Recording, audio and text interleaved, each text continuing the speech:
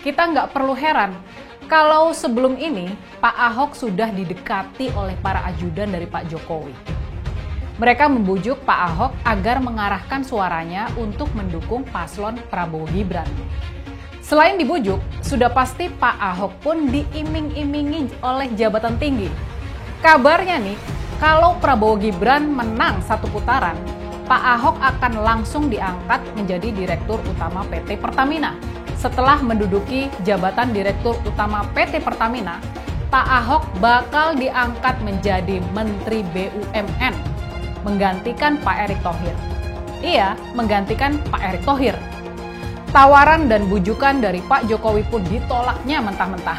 Jabatan bergengsi itu rela dia tinggalkan demi bisa berjuang bersama Mas Ganjar dan Prof Mahfud, demi bisa menyelamatkan Indonesia dari para oligarkinya Jokowi, Prabowo, dan Luhut Panjaitan. Suara kelompok minoritas yang sudah dengan susah payah dikumpulkan lewat berbagai narasi dan bahkan hoax, sekarang jadi ambyar total. Isu yang selama ini dihembuskan kalau Pak Ahok mendukung Pak Jokowi, isu ini sekarang sudah ambyar total. Sudah benar-benar ambyar total. Lihat Pak Mahfud, kok Pak Mahfud gini nggak mau pilih? Saya mau tanya, dulu Pak Jokowi dengan Pak Ma'ruf Amin, yang MUI yang bikin fatwa surat saya, kok kalian pilih juga? Nggak fair kalian gitu loh. Kalau Pak Jokowi dengan Pak Yusuf Kala kalian pilih juga. Dan Pak Mahfud jauh lebih baik. Kenapa cuma gara Pak Mahfud lalu semua pada mau pindah? Nah, saya khawatir kalau ini mau dibikin supaya Pak Ganjar itu tidak lolos di Jakarta. Kita kadang-kadang ini tentu mayoritas orang Tionghoa ya. Orang Tionghoa jangan berpikir, kau punya duit kau ke Singapura. Saya mau kasih tahu nih, kalau sampai yang berkuasa cabut paspor Anda, semua harta Anda bisa diambil. Ini bicara ideologi nih. Kita nggak mau lagi terulang peristiwa tiap kali ada kejadian orang Tionghoa jadi korban. Ini nggak bisa lagi terjadi. Makanya saya bilang kan, terus kemarin mereka tanya, kenapa kamu mundur? Karena rata-rata orang berpikir saya kan mendukung bukan nomor 3. Tapi saya yakin demi masa depan anak cucu kita, ketika orang mengatakan Ganjar bisa nggak lolos, Ganjar bisa kalah, maka saya lebih rela berhenti dari Pertamina untuk yakinkan Bapak Ibu,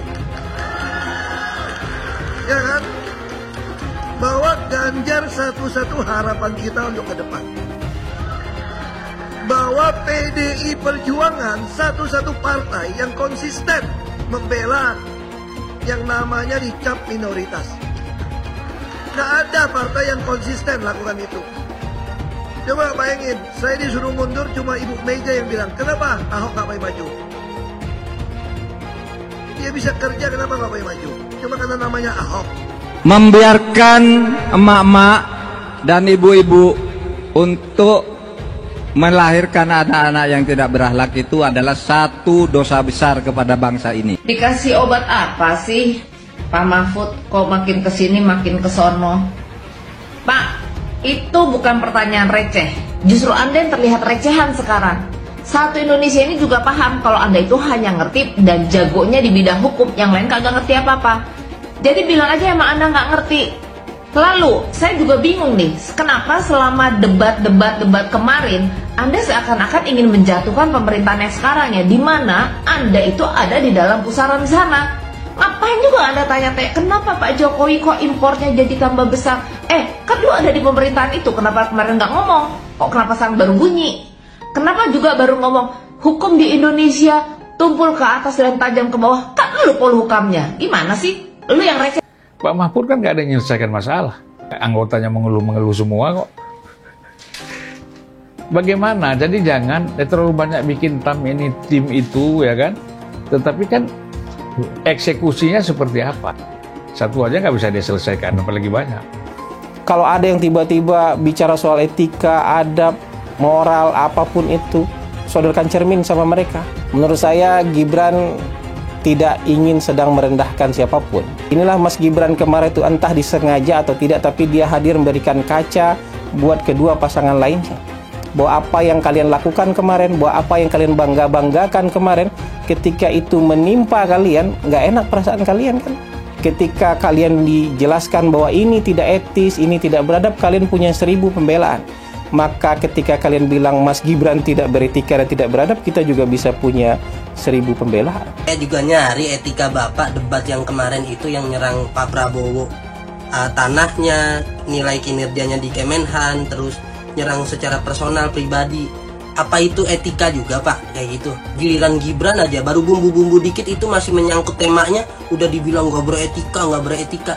Lagian lithium peroxide beneran ada Pak gitu. Kalau kita penonton nggak ngerti apa sih itu, googling dulu oke. Lah ini calon pemimpin harus ngerti dong. Kan dibahas tuh sama tim sesial lithium peroxide. Tapi udah mulai pinter nih si wakil 01 ini, dia belajar sama si Sengkuni nih untuk muter kata-kata. Dia nggak bisa jawab tapi dia bilang ini bukan tebak-tebakan definisi, ini debat standar kebijakan, padahal nggak bisa jawab tuh si lithium peroxide itu apa. Nah udah mulai pinter nih mainin kata-kata ke si Sengkuni nih. Udah gitu greenflation lagi, greenflation yang ditanyain ke 03. Pak, greenflation beneran ada kok, Bapak bilang pertanyaan receh. Kalau pertanyaan receh, Bapak langsung jawab gitu loh Pak. Jangan dibilang pertanyaan receh balik ke moderator. Jangan ngambek Pak, kalau nggak ngerti jangan ngambek. Beneran ada greenflation. Kita sebagai penonton awam, Google ada bener Pak, sesuai temanya greenflation tuh ada. Jadi maaf kalau pertanyaannya itu menyengsarakan Bapak 03 tuh. Maaf banget tuh Pak pertanyaannya. Nah makanya Prabowo Gibran tuh cocok. Kenapa? Prabowo senior ya kan, udah berumur, jadi seniornya udah dapet. Nah Gibran anak muda, tahu solusi-solusi zaman now, tahu teknologi zaman now, tahu permasalahan zaman now.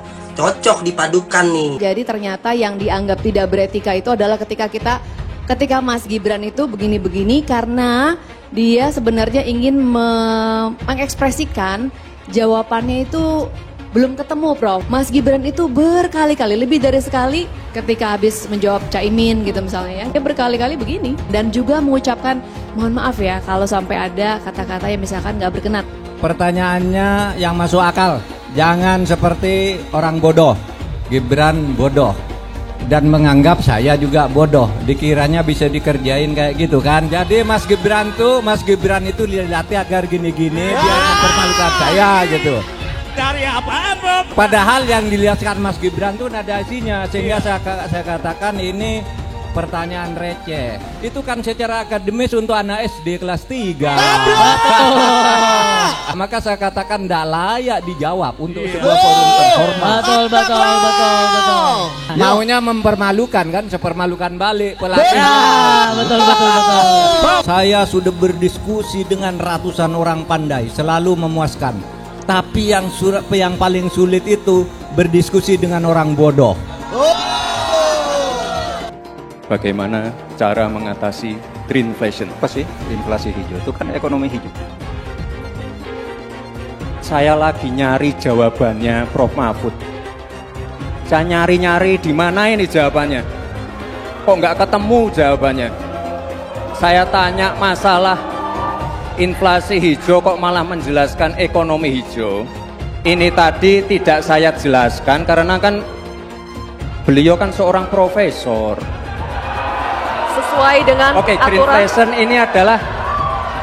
greenflation adalah inflasi hijau. Sesimpel itu. Saya juga ingin mencari itu jawabannya ngawur juga itu. Gila ini. Ngarang-ngarang ndak karuan, mengkaitkan dengan sesuatu yang tidak ada gitu ya. Begini loh, kalau akademis itu gampangnya kalau bertanya yang kayak gitu-gitu tuh recehan gitu. Recehan. Oleh sebab itu tidak layak dijawab menurut saya.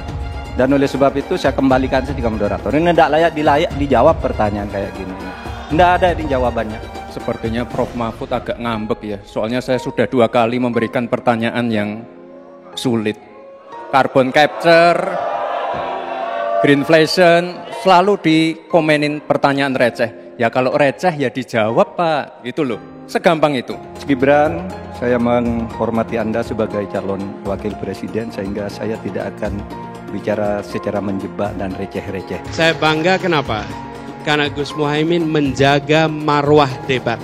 Yang kedua, menunjukkan sikap yang menghormati lawan bicara, menghargai dan tidak sedikit pun merendahkan orang yang sedang menjadi lawan debat. Dan Gus Imin menunjukkan kepada kita sikap yang terhormat. Dan itu semua didasari apa? Semua mulai dari etik. Semua mulai dari etika. Kalau etik itu dihormati, ditinggikan, maka perilaku akan mencerminkan itu. Pak Ganjar dan Pak Anies itu datang dengan tingkat akurasi data yang sangat rendah. Bahkan tadi saya sebut kecenderungan punya kebohongan. Kalau kemudian ada nilai, kan kalau Pak Ganjar menilai 5, itu kan menilai 5 itu menilai kinerja hukum Indonesia yang di bawah Pak Jokowi dinilai oleh Pak Ganjar itu 5. Padahal Menteri Menko Polhukamnya itu adalah wakilnya Pak Ganjar. Nah, termasuk ketika Pak Anies misalnya kasih penilaian yang sangat subjektif, nggak tahu apa-apa, cuma nggak punya bahan apa-apa, ya sudah rasanya karena nggak suka dengan orang yang bekerja di situ, ya sudah dikasih nilai sesukanya saja. Jadi ini menurut saya, ya itu yang tadi saya sebutkan, objektivitasnya rendah, kompetensinya rendah, tapi kemudian memberikan nilai berdasarkan tendensi pribadi yang tidak suka itu. Dari debat ini, betul Pak Prabowo adalah menjadi sosok yang paling sabar. Dan itu adalah ciri-ciri negarawan. Dan ketika diserang kanan kiri, beliau tetap sabar, mempertahankan apa yang tidak perlu beliau sampaikan untuk keutuhan bangsa. Bapak Presiden menyampaikan, Bapak punya lahan lebih dari 340.000 hektar, sementara TNI kita, prajurit kita, selebih dari separuh tidak punya rumah dinas. Itu fakta, tidak perlu dibicarakan secara tertutup. Itu kekurangan yang harus kita perbaiki. Dan ketika tadi Bapak mengatakan, Bapak akan meningkatkan kesejahteraan. Pak, Bapak ini sudah Menhan selama 4 tahun, hampir 5 tahun. Bukan calon Menhan, jadi harusnya menunjukkan inilah yang sudah saya kerjakan, bukan mengatakan apa yang akan dilakukan. Nah, saya menyampaikan bila saya ditugasi maka kenaikan gaji dilakukan tiap tahun, maka perumahan prajurit TNI dipastikan dibangun sehingga mereka tidak perlu ngekos, tidak perlu mereka sewa, dan mereka bisa tenang. Mereka diminta mempertahankan setiap jengkal, tapi kita tidak memberikan tempat tinggal bagi mereka berdinas. Itu tidak benar, itu harus dikoreksi. Ketika kepercayaan dari Ibu dan Bapak saudara sekalian diberikan kepada kami, maka kami insya Allah akan mengembalikan posisi Indonesia. Apa yang kita kerjakan di level dunia membuat Indonesia bisa menjadi tuan rumah di negeri sendiri. Sebuah ironi, karena itu kita ingin mengembalikan. Dan 700 triliun anggaran Kementerian Pertahanan tidak bisa mempertahankan itu, justru digunakan untuk membeli alat-alat alutsista yang bekas. Di saat tentara kita lebih dari separuh tidak memiliki rumah dinas, sementara menterinya punya, menurut Pak Jokowi punya lebih dari 340 hektar tanah di Republik ini. Ini harus diubah. Tambah lagi food estate singkong yang menguntungkan kroni, merusak lingkungan dan tidak menghasilkan. Ini harus diubah. Kami akan memulai dengan kepemimpinan yang menjunjung tinggi etika, kepemimpinan yang mengandalkan data, informasi, kapasitas yang serius. Kita ingin Republik ini berperan di level global, dijaga secara serius untuk rumah tangga, untuk nasional, sehingga kewibawaan kita adalah kewibawaan berdasarkan kekuatan. Untuk itu kita butuh perubahan. Dari si penegakan hukumnya dulu. Maka kalau saya mulai dari sini, maka yang mesti dilakukan adalah pemiskinan. Yang kedua, perampasan aset. Maka segera kita bereskan undang-undang perampasan aset, dan untuk pejabat yang korupsi bawa ke Nusa Kambangan agar bisa punya efek jera bahwa ini tidak main-main. Tidak ada lagi jual beli jabatan. Yang kedua, jangan biarkan mereka store pada pemimpinnya. Kalau ini terjadi, kerunyaman itu akan muncul dan pemimpin tidak boleh ragu untuk memutuskan itu. Menko Polhukam itu sudah ada lebih dari 15. Tapi saudara, di dalam sejarah kan tidak pernah ada Menko Polhukam melakukan tindakan hukum. Karena alasannya saya kan hanya koordinator. Kalau saya sikat semua. Koruptor, mafia, penjahat, saya ikut turun tangan. Dan itu kalau saya ada di posisi baru yang lebih luas kewenangannya, itu nanti akan lebih banyak yang saya lakukan untuk itu. Republik ini penuh dengan pengorbanan, tahu tidak? Mengapa sekarang kalian yang baru berkuasa itu mau bertindak seperti waktu zaman Orde Baru?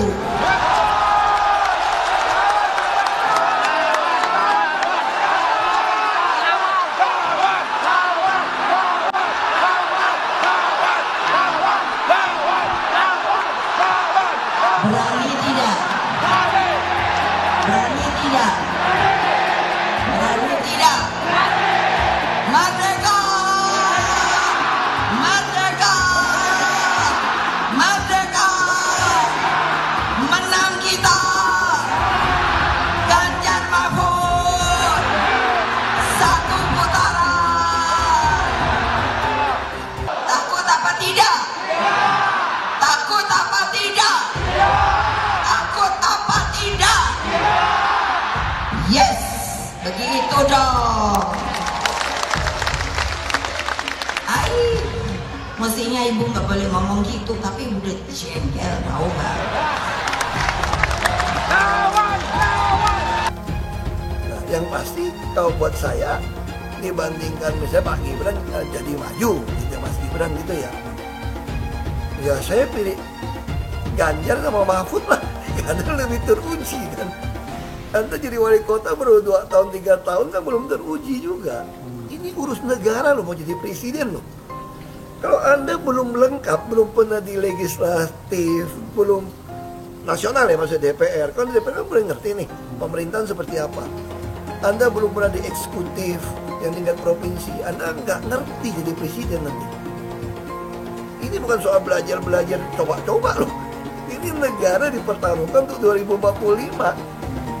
Kita kan mau mencapai 100 tahun ini mau jadi apa? Kalau coba-coba, ini negara sebentar lagi 300 juta penduduk kita. Mana boleh kita kasih orang coba-coba. Saya tidak meremehkan anak muda ya. Anak muda bisa lebih kreatif gitu ya.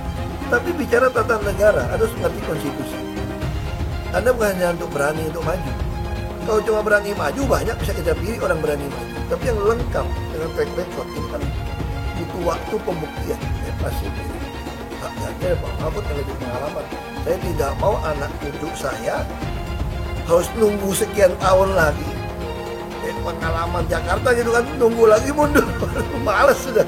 Jadi kita nggak usah coba-coba deh. Udah jangan dengerin janji-janji manis orang. Lebih setuju lagi apa yang disampaikan calon presiden Pak Ganjar Pranowo.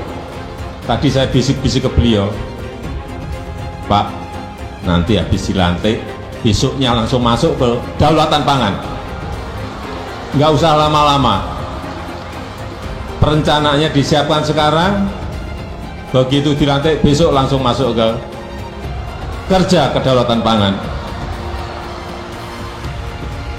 Sehingga swasembada pangan, ketahanan pangan, kedaulatan pangan itu betul-betul kita miliki.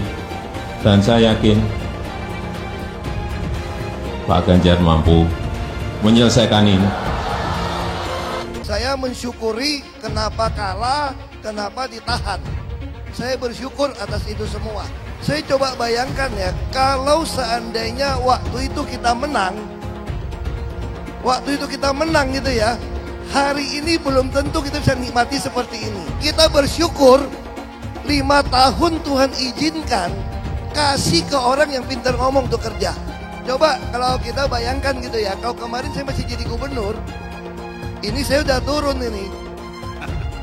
Tapi yang pintar ngomong itu dikira orang hebat kan? Ini lebih berbahaya tahun 2024, langsung ketahuan karakternya.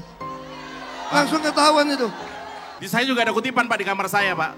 Tulisannya, Jakarta telah mengambil keputusan yang fatal. Jangan hanya konsentrasi pada pembangunan benda-benda mati yang indah difoto dan bisa ditunjukkan dalam 5 tahun hasilnya. Kalau kita mau menilai sebuah janji, maka lihat janjinya atau lihat kenyataannya. Dulu janjinya apa ya? Dan ini aneh, betul-betul aneh. Ini bukan kampanye, tapi saya sampaikan sini. Di satu sisi menyiapkan jalur-jalur air untuk dikirim ke laut, di sisi lain di lautnya dipasang dengan pulau reklamasi, tinggal tunggu waktu jadi rob, air balik. Dan ini melawan sunnatullah. Kenapa? Air itu turun dari langit ke bumi, bukan ke laut. Harusnya dimasukkan ke dalam bumi, masukkan tanah. Di seluruh dunia air jatuh itu dimasukkan ke tanah, bukan dialirkan pakai gorong-gorong raksasa ke laut. Jakarta telah mengambil keputusan yang fatal. Bukan banjir, itu memang parkir air. Bukan banjir, itu memang parkir air. Masyarakat berkeliling dengan membawa toa untuk memberitahu semuanya, termasuk sirine. Aibon 82 miliar. Apa alat transportasi yang dimiliki oleh hampir setiap orang? Alat transportasi yang dimiliki semua orang adalah kaki. Kalau seandainya orang Jakarta percaya Pak Anies jadi gubernur pun, saya berani jamin kok dia akan lakukan normalisasi yang sama seperti saya lakukan kok. Gak usah bohong lah. Ketika air sampai di muara, maka siap untuk dipompa ke laut. Pancasila Soekarno, ketuhanan ada di pantat. Anak Tuhan dari mana? Kalau Yesus anak Tuhan, bidangnya siapa? Besok di seluruh wilayah Indonesia kami katakan damai. Iblis hanya menggoda orang yang beriman. Makanya jarang-jarang orang kafir kerasukan setan. Yang kerasukan setan itu orang baik-baik. Jarang, saya belum pernah nengok Cina kerasukan setan. Pernah tak Ahok itu kerasukan setan? Enggak, setannya juga. Karena sesama setan jarang saling menggoda. Karena di salib itu ada jin kafir. Karena di salib itu ada jin kafir. Karena di salib itu ada jin kafir. Haleluya. Kepalanya ke kiri apa ke kanan? Kepalanya ke kiri apa ke kanan? Tetap percaya salib itu lambang mulia, bukan jin. Kok ketawa? Aku nggak nyindir siapa-siapa loh. Anies merupakan antitesis daripada Pak Jokowi. Antitesis artinya bertolak belakang dengan Jokowi. Anies sudah menyatakan tidak akan melanjutkan semua program dari Pak Jokowi. Jadi semua pembangunan yang dilakukan oleh Pak Jokowi akan dihentikan oleh Anies jika Anies menjadi presiden. Lagi pula Anies didukung oleh khilafah dan pendukung Anies adalah ormas seperti FPI dan HTI. Apa kita mau FPI dan HTI kembali di Indonesia jika Anies memimpin? Anies juga dikenal sebagai bapak politik identitas yang menghalalkan segala cara untuk menggapai kekuasaannya, termasuk menggunakan politik identitas berbasis agama. Lihatlah di kasus Ahok waktu itu. Kita sudah bisa melihat hasil kerja Anies selama 5 tahun di Jakarta. Tidak ada satupun janji yang dipenuhi dan tidak ada kinerja yang bisa dibanggakan. Dari DP 0%, OKOC, kelebihan bayar, Formula E, banjir, sumber resapan, jalan rusak, dan gonta-ganti nama jalan. Lihatlah rekam jejak Anies selama 5 tahun. Bayangkan Indonesia ke depan jika dipimpin oleh Anies. Dan bayangkan jika Anies menang. HTI dan FPI, ormas khilafah yang dibubarkan itu akan dikembalikan oleh Anies.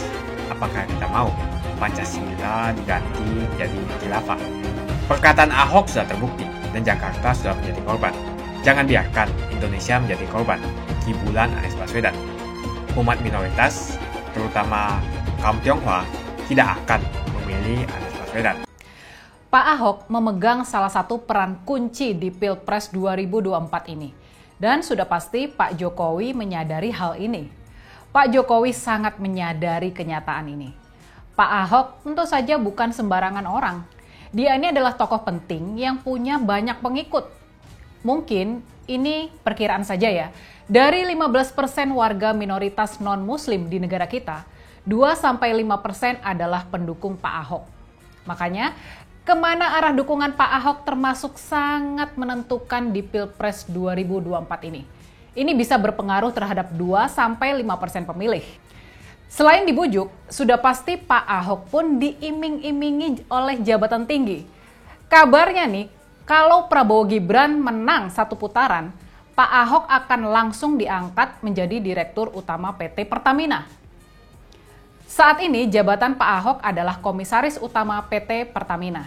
Tapi sudah pasti, perannya sekarang ini sebetulnya memang lebih mirip sebagai Direktur Utama.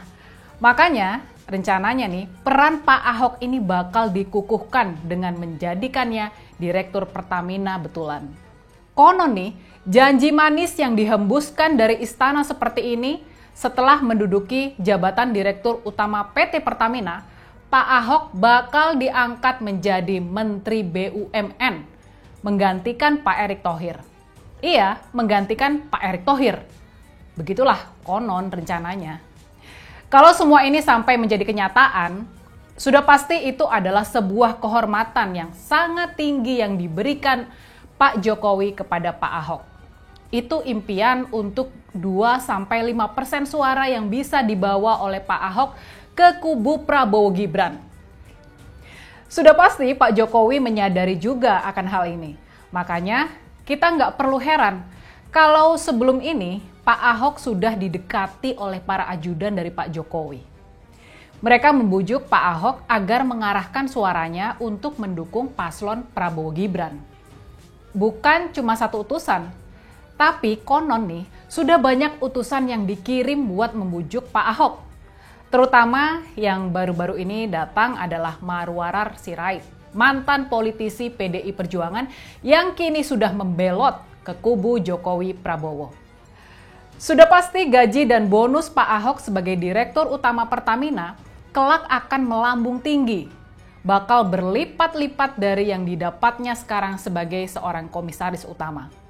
Padahal pendapatan komisaris utama PT Pertamina sendiri sudah sangat tinggi. Gaji bulanannya saja sudah sampai ratusan juta rupiah. Nah, yang lebih penting dari itu, ini ada yang lebih penting lagi. Puji syukurnya nih, Pak Ahok adalah seorang patriot sejati. Dia cinta tanah airnya. Dia sangat cinta Indonesia. Yang ada dalam pikirannya adalah masa depan Indonesia, bukan jabatan tinggi dan harta untuk kepentingan pribadinya. Tawaran dan bujukan dari Pak Jokowi pun ditolaknya mentah-mentah. Pak Ahok kukuh pada sikapnya mendukung Mas Ganjar dan Prof. Mahfud. Pak Ahok berpihak pada masa depan Indonesia yang cemerlang, yang adil dan makmur. Pak Ahok akan membantu Mas Ganjar dan Prof. Mahfud berjuang demi kesejahteraan rakyat Indonesia, bukan buat kepentingan para elit dan oligarki. Maka pada akhir pekan lalu, Pak Ahok pun mengundurkan diri dari jabatannya sebagai Komisaris Utama PT Pertamina.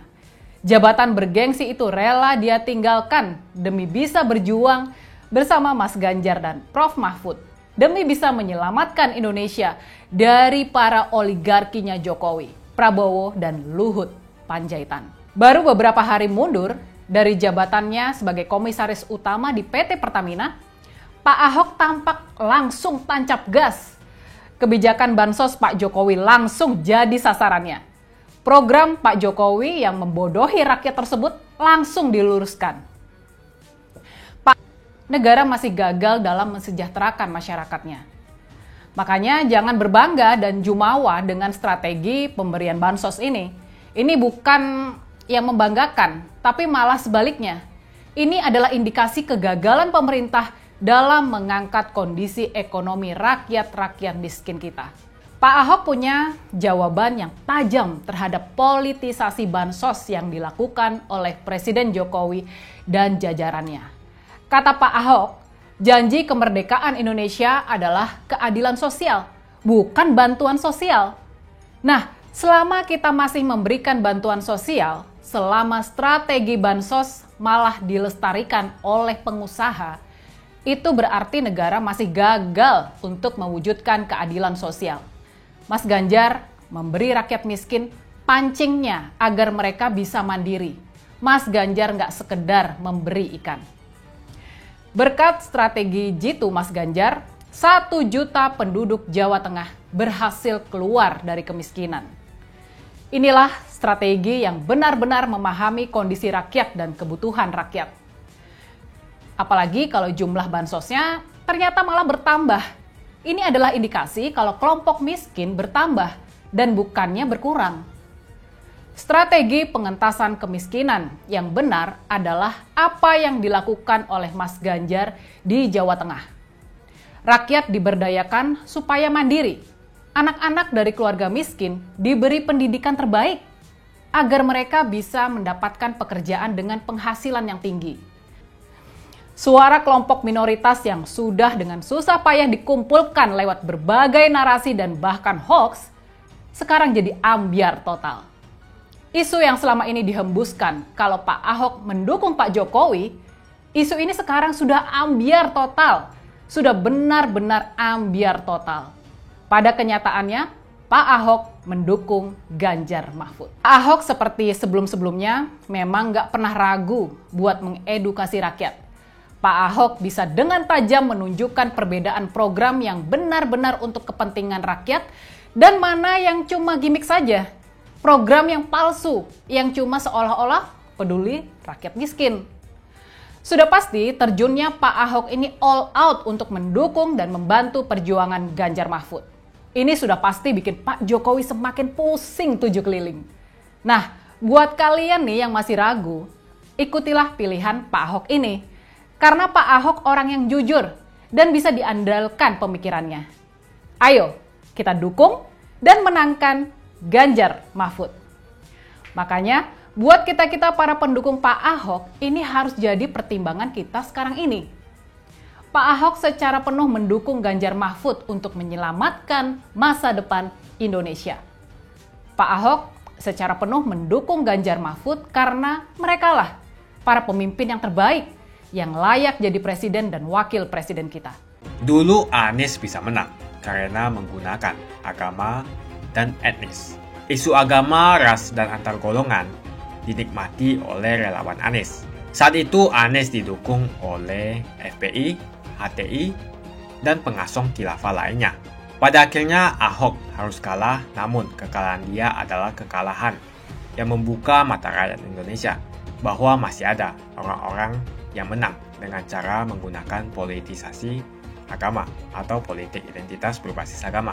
Ternyata banyak sekali orang yang dengan mudah terhasut lewat jalan-jalan seperti itu. Relawan Anies terutama dari FPI, HTI, PA212 seperti Bar Smith dan Rizik Syihab selalu menghujat Cina, etnis Cina. Tapi saat ini negara Cina sudah menjadi nomor 1 di dunia. Saya bangga sebagai Cina. Etnis Tionghoa dicap sebagai pemberontak, sedangkan etnis Arab dianggap sebagai Tuhan atau tuan dari pribumi. Etnis Arab dipuja-puja dan dianggap sebagai dewa. Lihat saja Rizik Syihab dan Bar Smith dipuja-puja, padahal mereka mengujar kebencian. Pengasong khilafah seperti Rizik Syihab, Bar Smith, dan teman-teman, mereka hanya buat gaduh di Indonesia. Sedangkan negara yang mereka sanjung-sanjung itu, Arab Yaman, masih belum maju dan masih terbelakang. Saya percaya Indonesia dengan mayoritas pribumi juga akan menjadi negara maju. Seharusnya Arab Yaman belajar dari negeri Cina, seperti kata kitab suci. Belajarlah sampai ke negeri Cina. Anies dan juga pendukung Anies seperti Rizik Syihab, Bar Smith, dan kelompok-kelompok HTI dan FPI harus belajar ke negeri Cina supaya tidak lagi melakukan kelebihan bayar. Yang jelas saya memilih pribumi, bukan yang dari Yaman. Ganjar jelas pribumi, nasionalis, dan pasti akan melanjutkan visi dan misi dari Pak Jokowi. Suara Ahok merepresentasi warga minoritas, dan etnis Tionghoa mendukung Ganjar Pranowo. Ahok pasti akan mendukung Ganjar, karena Ahok anti radikalisme. Ahok yang jelas tidak akan mendukung Anies Baswedan, karena Anies Baswedan didukung oleh kelompok khilafah, HTI, dan FPI, ormas terlarang itu. Anies merupakan antitesis daripada Pak Jokowi, dan diragukan kenasionalisannya, apalagi pribumiannya. Antitesis artinya bertolak belakang dengan Jokowi. Anies sudah menyatakan tidak akan melanjutkan semua program dari Pak Jokowi. Jadi semua pembangunan yang dilakukan oleh Pak Jokowi akan dihentikan oleh Anies jika Anies menjadi presiden. Lagi pula Anies didukung oleh khilafah, dan pendukung Anies adalah ormas seperti FPI dan HTI. Apa kita mau FPI dan HTI kembali di Indonesia jika Anies memimpin? Anies juga dikenal sebagai bapak politik identitas yang menghalalkan segala cara untuk menggapai kekuasaannya, termasuk menggunakan politik identitas berbasis agama. Lihatlah di kasus Ahok tadi itu. Kita sudah bisa melihat hasil kerja Anies selama 5 tahun di Jakarta. Tidak ada satupun janji yang dipenuhi dan tidak ada kinerja yang bisa dibanggakan. Dari DP 0%, OKOC, kelebihan bayar, Formula E, banjir, sumber resapan, jalan rusak, dan gonta-ganti nama jalan. Lihatlah rekam jejak Anies selama 5 tahun. Bayangkan Indonesia ke depan jika dipimpin oleh Anies. Dan bayangkan jika Anies menang. HTI dan FPI, ormas khilafah yang dibubarkan itu, akan dikembalikan oleh Anies. Apakah kita mau Pancasila diganti menjadi khilafah? Bagian Indonesia Timur yang mayoritas non-muslim seperti Bali tidak akan setuju dengan khilafah atau sistem khilafah. Mungkin Indonesia akan bubar jika Anies menjadi presiden. Perkataan Ahok sudah terbukti dan Jakarta sudah menjadi korban. Jangan biarkan Indonesia menjadi korban kibulan Anies Baswedan. Umat minoritas, terutama kaum Tionghoa, tidak akan memilih Anies Baswedan. Saya yakin karma Ahok mengejar Anies Baswedan. Dulu Anies memainkan politik identitas kepada Ahok. Sekarang Anies dipertanyakan kepribumiannya karena dia teriaman. Itu saja opini saya hari ini. Tuliskan opini kalian tentang Anies Baswedan. Jika kalian setuju dengan pendapat saya di video ini, pastikan kalian menekan like di video ini dan bagikan video ini ke teman dan family Anda supaya mereka semua mengetahui tentang informasi ini.